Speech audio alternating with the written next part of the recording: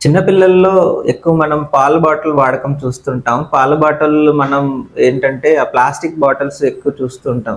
కానీ ఆ ప్లాస్టిక్ బాటిల్‌ని క్లీన్ చేసే పద్ధతిలో అంటే మనం వేడి నీళ్ళలో దాన్ని మరగబెట్టి తర్వాత దాన్ని స్టెరిలైజేషన్ చేసే ప్రాసెస్‌లో అది ఎంత మంచి క్వాలిటీ ప్లాస్టిక్ అనేది మనం ఫస్ట్ చూసుకుంటాం. అందులో ఎక్కువ ఇప్పుడు మంచి బ్రాండ్స్‌లో అయితే బీపీఏ ఫ్రీ, అది దానికొక మెల్టింగ్ పాయింట్, దానికొక బాయిలింగ్ పాయింట్ ఉంటుంది. సో, ఆ లెవెల్ వరకు మనం అది రీచ్ అయితే పర్వాలేదు. కానీ అంతకు మించి మెల్టింగ్ పాయింట్ దాటితే మాత్రం అది కూడా ఒక హానికరమైన ప్లాస్టిక్‌ని రిలీజ్ చేస్తుంది.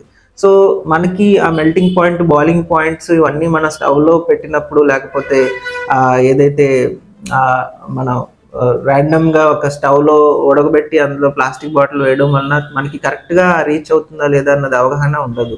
సో, ఎంత మాక్సిమం రీచబుల్ పాయింట్ ఇస్తే అది మంచిది. అది కంపెనీ బట్టి వేరియేట్ అవుతుంది.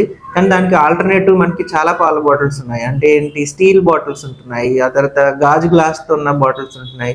సో, ఆల్టర్‌నేటివ్‌గా ఎప్పుడైతే మనం మంచి brand high melting point plastic బీపీఏ free తీసుకున్న పక్షాన రేర్‌గా యూజ్ చేసి డైలీ తరచుగా ఇలాంటి స్టీల్ బాటిల్స్ గానీ లేకపోతే ఈ గాజు గ్లాస్‌తో చేసిన పాల బాటిల్‌ను మనం వాడకంలోకి తీసుకొస్తే మాత్రం అది చాలా సేఫ్.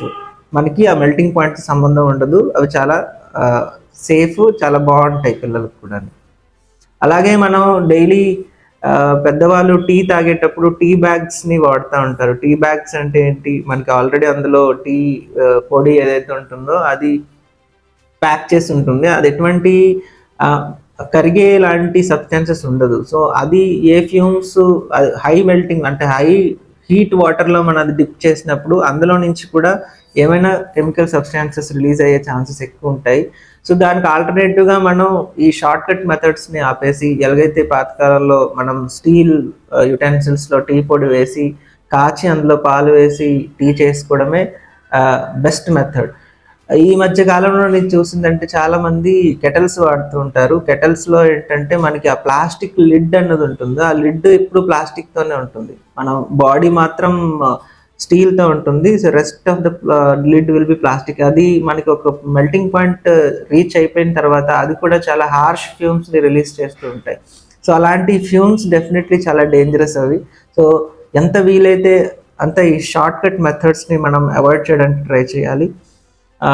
అలా చేస్తే మనం ఏదైతే కన్జ్యూమ్ చేస్తున్నామో ఆ ప్లాస్టిక్ మన ఒంట్లోకెళ్ళే ఛాన్సెస్, తర్వాత మనం పీల్చుకునే ప్లాస్టిక్ స్మెల్ అంటాం గదా! అందులో కూడా ఫ్యూమ్స్ ఉంటాయి. అది కూడా పీల్చుకునే అవకాశాలు తక్కువుంటాయి.